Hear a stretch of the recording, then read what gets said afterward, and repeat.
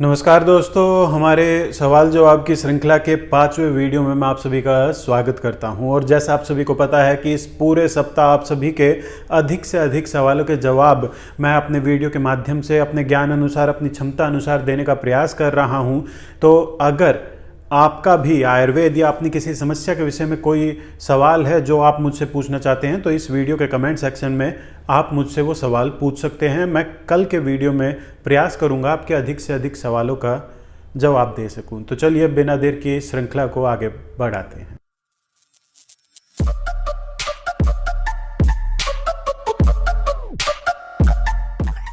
दोस्तों, मैं doctor robin Sharma एक बार पुनः आप सभी का फिर से स्वागत करता हूं। और दोस्तों, सवालों के ऊपर आगे बढ़ने से पहले मैं उन लोगों से माफ़ी मांगना चाहूँगा जो किसी भी प्रकार के शॉर्टकट की तलाश में ये वीडियो देख रहे हैं कि इस बीमारी के लिए ये दवा ले लो या उस बीमारी के लिए वो दवा ले लो। आप लोगों के लिए वीडियो नहीं है। आप चाहें तो इस वीडियो को अभी बंद कर सकते हैं, ज़्यादा बेहतर रहेगा, क्योंकि आपको निराशा ही प्राप्त होती हुई दिखाई देगी। क्योंकि आज जो भी प्रश्न किसी बीमारी से जुड़े हुए हैं, मैं प्रयास करूंगा कि उस बीमारी को जड़ सहित किस प्रकार दूर किया जा सकता है वो तरीका मैं आपको बताऊं। पर मुझे लगा कि यह जानकारी आपको पहले दे देनी चाहिए।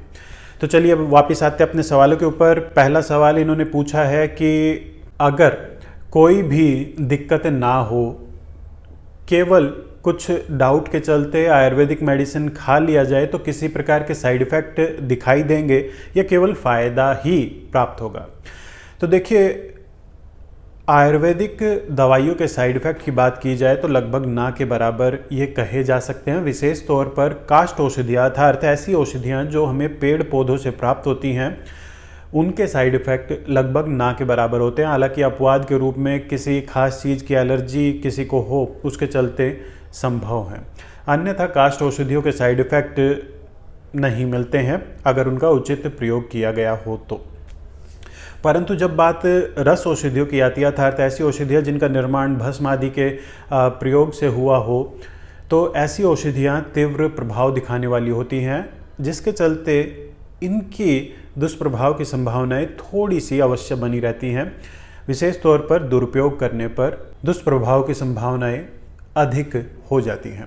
और मेरा व्यक्तिगत मानना ये है कि जब तक आवश्यकता ना हो, औषधियों से दूरी ही बनाकर रखी जाए, बेहतर रहेगा। हालांकि स्वास्थ्य को बनाए रखने के उद्देश्य से कुछ आयुर्वेदिक औषधियाँ निश्चित तौर पर प्रयोग की जा सकती हैं, बिना किसी समस्या के भी, बिना किसी रोग के भी।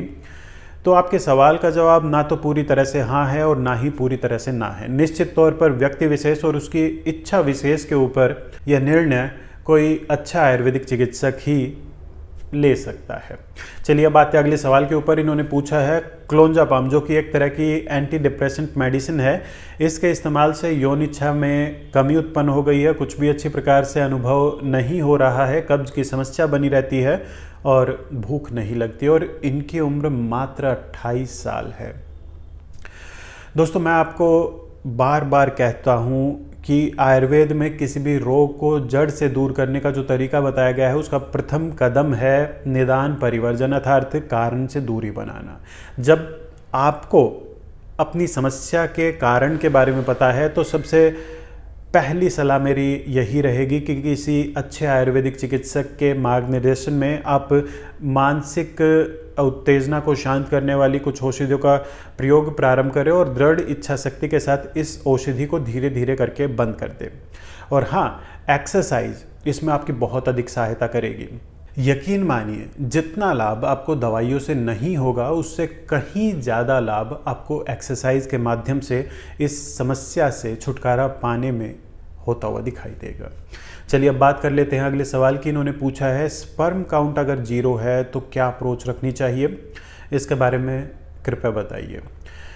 देखिए, स्पर्म काउंट 0 है तो सबसे पहला काम जो आपको करने की आवश्यकता है वो है इस समस्या के कारण का पता आप लगाएं, उसका प्रयास आप करें। कहीं स्पर्म को लेकर आने वाली नाड़ियाँ किसी कारण के चलते ब्लॉक तो नहीं है, उसके लिए अल्ट्रासाउंड, MRI आदि की सहायता ली जा सकती है।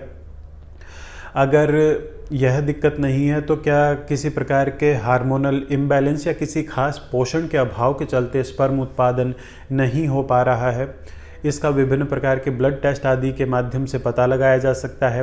और अगर उत्पादन हो भी रहा है तो किसी इन्फेक्शन आदि के चलते वो बाहर नहीं आ रहे फिर या स्पर्म डेड होते जा रहे हैं, विभिन्न संभावनाओं को ध्यान में रखते हुए पहले आपको कारणों का पता लगाने का प्रयास करना चाहिए। तत्पश्चात कारण के अनुरूप औषधियों का प्रयोग प्रारंभ करें। परंतु कुछ ऐसी औषधियां हैं जो निश्चित तौर पर हर प्रकार की अवस्था में प्रयोग की जा सकती हैं, जैसे पुष्प धनवारस, वीर्यशोधन चूर्ण, वीर्यशोधनवटी, मकर ध्वज और शिलाजीत आदि। चलिए अब बात करते हैं अगले सवाल की। इन्होंने पूछा है जीभ पर सफ़ेद परत बनी रहती है, शरीर कमज़ोर है और भूख नहीं लगती। तो जो सबसे पहली औषधि मेरे दिमाग में आती है वो है चित्रकादिवटी और कुमारी आसव। अब बात करते हैं अगले सवाल की। इन्होंने पूछा है कि आपकी फ़ीस कितनी है, और ये इन्होंने 3 बार पूछा है। तो देखिए दोस्तों, अभी फ़िलहाल मेरी कंसल्टेंसी फ़ीस 1000 रुपये है, परंतु स्टूडेंट्स के लिए फ़ीस 50% कम अर्थात 500 रुपये है। चलिए अब आते हैं अगले सवाल पर। इन्होंने पूछा है मकर ध्वज के ऊपर कुछ जानकारी ये प्राप्त करना चाहते हैं, और इन्होंने कहा है कि थोड़ा विस्तार से बताइए। तो देखिए, एक लाइन में यहाँ मकर ध्वज के बारे में मैं विस्तार से नहीं बता पाऊँगा। मैं प्रयास करूँगा अगले 2-3 दिनों में मकर ध्वज के किसी एक विशेष प्रकार के ऊपर विस्तार से आपके लिए एक वीडियो लेकर आ पाऊँ। चलिए अब आते हैं अगले सवाल पर। इन्होंने पूछा है कि कोई एक ऐसी मेडिसिन बताइए जो बाज़ार में मिल जाए। पहली शर्त, सेक्स की हर एक समस्या को वो दूर कर दे। दूसरी शर्त, और साथ ही साथ ये भी बताइए कि कितने दिन तक वो दवा लेनी पड़ेगी, कितना लंबा कोर्स चलेगा। दोस्तों, मैं आपको एक सच बात बताऊं, मैं ऐसे सवालों का इंतज़ार करता रहता हूं, विशेष तौर पर जब भी सवाल जवाब की मैं ये श्रृंखला प्रारंभ करता हूं, तब ख़ास तौर पे, क्योंकि थंबनेल पर, टाइटल पर लिखने के लिए एक बहुत ही अच्छा पॉइंट मुझे मिल जाता है, जिससे व्यू थोड़े ज़्यादा आते हैं। खैर छोड़िए, आप ज़रा सोच कर देखिए, हम जिस दुनिया में रहते हैं उसका निर्माण जिस सर्वशक्ति ने किया, हम उससे ही संतुष्ट नहीं हैं जिसने हमें सब कुछ दिया। हमने उसे भी अपनी सुविधा के अनुरूप भिन्न भिन्न नाम देकर, भिन्न भिन्न धर्मों के माध्यम से हम उसे पुकारते हैं, याद करते हैं। तो ऐसी दुनिया में कोई एक चीज़ हर किसी के लिए किस प्रकार बनी हो सकती है। दरअसल इस दुनिया में कोई भी चीज़ हर किसी के लिए नहीं बनी हुई है। दूध, जिसे अमृत के समान माना जाता है, पैदा होने के तुरंत बाद जो सबसे पहली चीज़ मनुष्य ग्रहण करता है वो है दूध। पर क्या आपको पता है कि पूरी दुनिया में 100 में से 70 आदमी जिनकी उम्र 18 साल से अधिक है, वो दूध को अच्छी तरह से पचा नहीं पाते। भारतीयों की स्थिति भी बहुत अधिक बेहतर नहीं है। किसी को कम दिक्कत होती है तो किसी दूसरे को अधिक दूध के चलते दिक्कत का सामना करना पड़ता है। तकरीबन 100 में से 60 से 70 भारतीय दूध को अच्छी तरह से हजम नहीं कर पाते। जिसे अमृत माना जाता है वो भी जब सबके लिए नहीं है, तो किस प्रकार ये कल्पना भी संभव है कि एक दवा जो किसी खास एक अंग के सभी रोगों के सभी रोगियों पर कार्य करे? संभव ही नहीं है।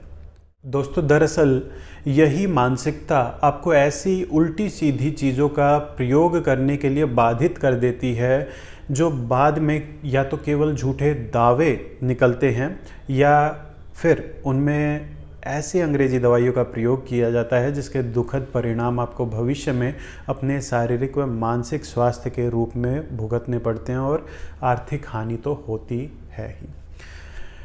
आशा करता हूँ आपको ये जानकारी पसंद आई होगी। आज की इस वीडियो में इतना ही। मिलते हैं अगले वीडियो में। नमस्कार।